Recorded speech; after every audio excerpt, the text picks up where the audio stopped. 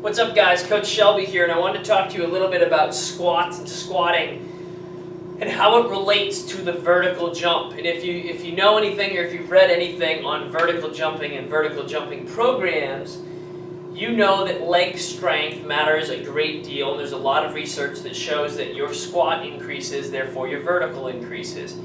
Now, it's not quite that simple, right? You don't increase numbers and the guy with the biggest squat has the biggest vertical.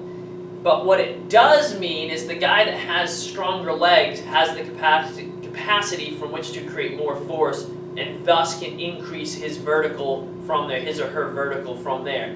So when you're working through your training, one of the things you want to make sure that you have is leg strength. And leg strength can come in a lot of different positions and movements.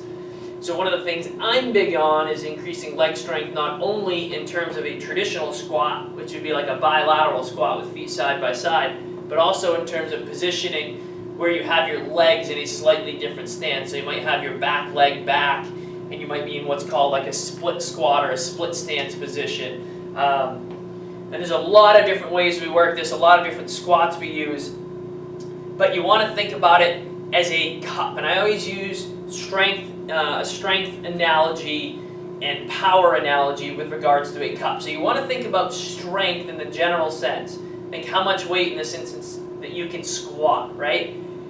And that's your glass. Every other athletic quality that you can put in goes within that glass. So when you start talking about vertical, the guy with a 100-pound back squat or front squat, that's his kind of capacity to create force. The guy with a 300-pound back squat or front squat, that's his capacity from which to create force.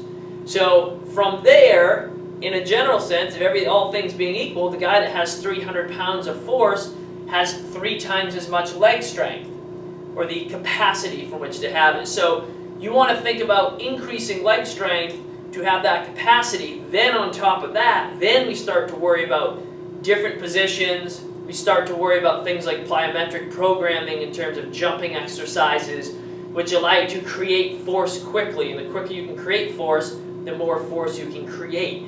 So underlying kind of base level, improve leg strength. Like to do that with squats, all different types of squats. Back squats, front squats, split squats, single leg elevated squats, single leg counter squats, lunges, all those different things are a variety of kind of knee dominant movements, and we can load them up a whole host of ways. But regardless of what it is, you want to think about doing it via the legs and think about improving those numbers, which again give you that capacity to increase your vertical.